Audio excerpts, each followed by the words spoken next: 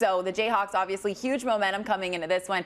And Cam, that's why I'm assuming you think they covered tonight. Yeah, no doubt, because the real Kansas Jayhawks are here, and it kind of weird for me to say that, knowing that I have hate with Kansas since the end of my college career back in 07. You've given them a lot of love this year, which means you really believe in them because you are kicking your bias to the side. I know at plus 325 is a little bit of value there, but as I mentioned, with other teams that are tied when it comes to the number of losses in the conference, you could find better value like a Texas Tech at 12-1, but more so with Kansas in this matchup against Kansas State. I don't care if it's going to be on the road, because what we've seen from Kansas, as I mentioned lately, despite them dropping their last two conference games, this is a team that really can be dominant in what they've been able to do. So back-to-back conference road games is what they dropped, but now this team, as we saw against Houston, did they miss? I mean, was it like a scene from the movie Pleasantville where they're in gym and all the shots go in? That's what it felt like for this Kansas team. So I'm taking them on the spread because they've won those games by an average of 21 points when it comes to Oklahoma State, and what they did against Houston, they smacked Oklahoma State by 29, and maybe that's not saying much because Oklahoma State is really bad in conference play, but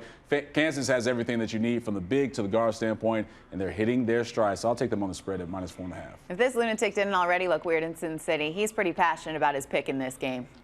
Oh, yeah, let's break out the hardware. Say hello to my little friend. Daddy want, Daddy need, Daddy gotta have it. I am sledgehammering the under in this Sunflower State Showdown, guys, between Kansas and Kansas State. That number has climbed here at BetMGM right there in the mid-140s. I think it's just a tad too high. It is a rivalry game, after all, and Kansas State playing at a much slower tempo this season. Number 233 to adjusted tempo overall, and they're north of number 200 in effective field goal percentage offense at home. I know that Kansas really firing all cylinders offensively right now. They're top 10 on the road in EFG offense, and their defense has been somewhat lackluster away from Lawrence. But, guys, I just do not see this creeping over. So, once again, sledge, hammer it home, and live in a land down under. You know what, my man? You're crazy, but I absolutely agree with you. So just sound the sirens. I'm doubling down here